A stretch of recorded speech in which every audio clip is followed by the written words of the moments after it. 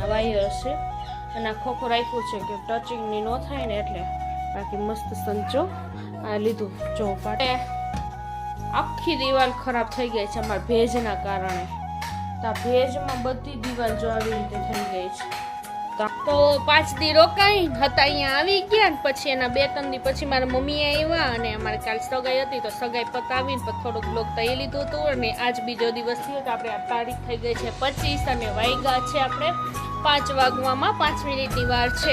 કે આ વેકેશનમાં નવી કારીગરી શું કરી, જો દાંત તોડીને બેહી ગયા. આમ દેખા જો કાલ એવો પડ્યો ને કે દાંત ભરીને તાળવા જ આવ્યો. સાયકલ હોતો પડ્યો. અને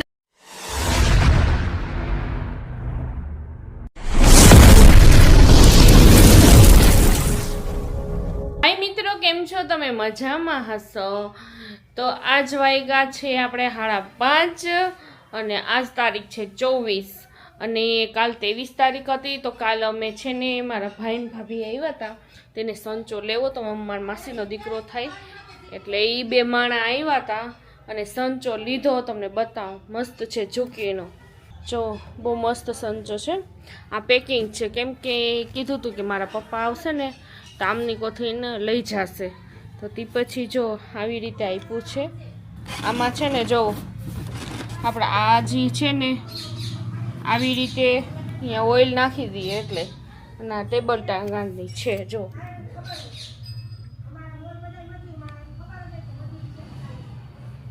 ના એની મોટર છે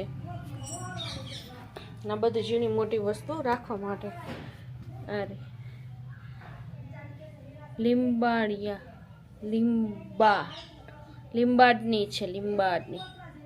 જો આ વાયર છે અને આ ખોખું રાખ્યું છે કે ટચિંગની ન થાય ને એટલે. બાકી મસ્ત સંચો આ લીધું. જો પાટો અહીંયાથી લઈને અહીંયા છે એટલે બહુ મસ્ત સંચો છે. અને આપણા છોકરા શું કરે છે એ આપણે જોઈ લઈ. તો એક તો એડિટિંગ કરે છે ને એક તો ભાઈના ટાઈમ મળ્યો છે તો જરીક વાર ફોન જોવે છે. અને બીજું કે આપણે છે ને અમારા સાહેબ ગયા હતા તો જે હું તમને દેખાણું મસ્ત છે ને વોલપેપર લઈ આવ્યા છે. એ કેમ હતું કેમ કે આમાં જો આ છે ને આખી દિવાલ ખરાબ થઈ ગઈ છે અમારા ભેજના કારણે. તો આ ભેજમાં બધી દિવાલ જો આવી રીતે થઈ ગઈ છે તો આમ ખરાબ લાગે એટલે. તો મસ્ત વોલપેપર લઈ આવ્યા છે. તો મેં કીધું તો સારું હોય ને આપણે આમાં સરસ હોલમાં લાગે ને તો એ આપણે નાખવું છે. તો આ લઈ આવ્યા જો. હજી આ ખોલવું નથી, હવે જઈ હમણાં ખોલશે નહીં, આપણે પછી આવે ને તે પછી જ ખોલશે. જો આવું છે.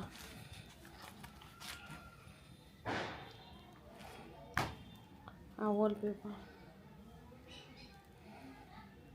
આપણે અહીંયા આવી જશે.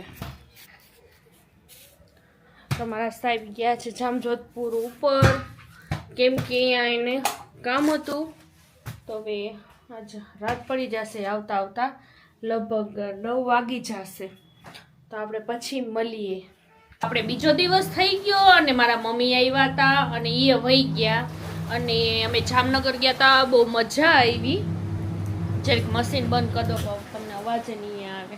ને અમારા સાહેબ જો કાલ મોડા આવ્યા ભાડા કરીને અને રિક્ષા જોવો ને એક ફેર ભરીને કદાચ આવશે તો હું તમને બતાવીશ. રિક્ષા ફૂલ આમ ભરી હોય કે તમને જગા ન હોય તેવી રીતે રિક્ષા ભરીને પછી પોતે વહી જાય. અને અમે જામનગર ગયા, વેકેશન કર્યું અને મજા આવી. 3-4 દી 5 દી રોકાના કાબે. તો માલફીના બેન જો પાણી પીએ છે. તો 5 દી રોકાઈ હતા અહીંયા આવી ગયા ને પછી એના 2-3 દી પછી મારા મમ્મી આવ્યા અને અમારે કાલ સગાઈ હતી તો સગાઈ પતાવીને પછી થોડુંક બ્લોગ તઈ લીધું હતું. અને આજ બીજો દિવસ થયો તો આપણે આ તારીખ થઈ ગઈ છે 25 અને વાગ્યા છે આપણે 5 વાગવામાં 5 મિનિટની વાર છે. તો મેં કીધું થોડું ઘણું કામ કરી નાખું અને થોડું ઘણું ઘરનું કામ બાકી હતું એ બધું આપણે કરી નાખ્યું. અને જામનગર બહુ મજા આવી. તળાવની પાર ફરવા ગયા અને મેં એને શૂટે કર્યું હતું પણ એમાં એવું હતું કે શૂટ કર્યું ને તો બહુ મોઢા તો કોઈને દેખાતા જ નહોતા. પહેલે તો બીજી વાર જાસી ને તઈ હવે કાંઈક હવે કરશી. બાકી ત્યાં તો અમે ગયા ને તો મોઢા તો દેખાય નહીં અને કાંઈ વસ્તુનો અમે સીન લઈ તો એ કાંઈ ન આવે, કેમ કે આપણે તરવડી પર અંદર જાય છીએ ને તો આપણે ઓલા બધાય આપણે નાના મોટા આવા ગુલાબ ફેલ આવતા હતા ને પીળા, તો એવા બધાય હતા. તેના કારણે કાંઈ એવું ઉજાસ કે હતું નહીં. તો અમે વળી શૂટ તો અસલ કર્યું તો બધું લીધું હતું પણ કાંઈ દેખાય એવું નહોતું, એટલે આખો મારો ફેલ વિડીયો ગયો. અને આપણે જો કામકાજને કરી છીએ અને લુગડા ને બધા હતા અને અડધા અહીંયાના હતા તો બધા ધોઈ વિચરીને હતા સુધી એ જ હાલે છે. અને ઘર આપણે 4-5 દી મૂકીને ગયા હોય તો ઘરમાં બધું વ્યવસ્થિત કરી નાખ્યું. તો પછી મેં આ વોલપેપર તમને દેખાડ્યું તે લઈ આવ્યા અને હવે આપણે એમાં થઈ જશે ને તો હું તમને બતાવીશ. હજી તો આપણે બધું કાઢી અને ચોખ્ખું કરવાનું છે. બેન લાઈટ ચાલુ કરતો. અમારા ભાઈનો જો કેમ ભાઈ મોઢું સંતાડો છો, કા કેવો પડ્યો મોઢું તો દેખાણ કેવો પડ્યો, ખબર પડે કે આ વેકેશનમાં નવી કારીગરી શું કરી. જો દાંત તોડીને બેહી ગયા, આમ દેખાણ જો કાલ એવો પડ્યો ને કે દાંત ભરી દે તો અવાજ આવ્યો, સાયકલ હોતો પડ્યો અને દાંત તોડીને બેહી ગયો. બોલો ક્યાંક દાંત હમો કરતા હોય તમને કહેજો. કા આઈ ઘરે નહોતા, સાયકલ આપવાની બંધ. હા હવે એ એક દાંતના કારણે અમારી સાયકલ હાવ બંધ થઈ ગઈ. જો હાલ જો એ બેઠો બેઠો આ બધું બસ મારું તેને કરી નાખશે. અને અમારા જો સાહેબ મેં કુછ ગલત નહીં બોલા પણ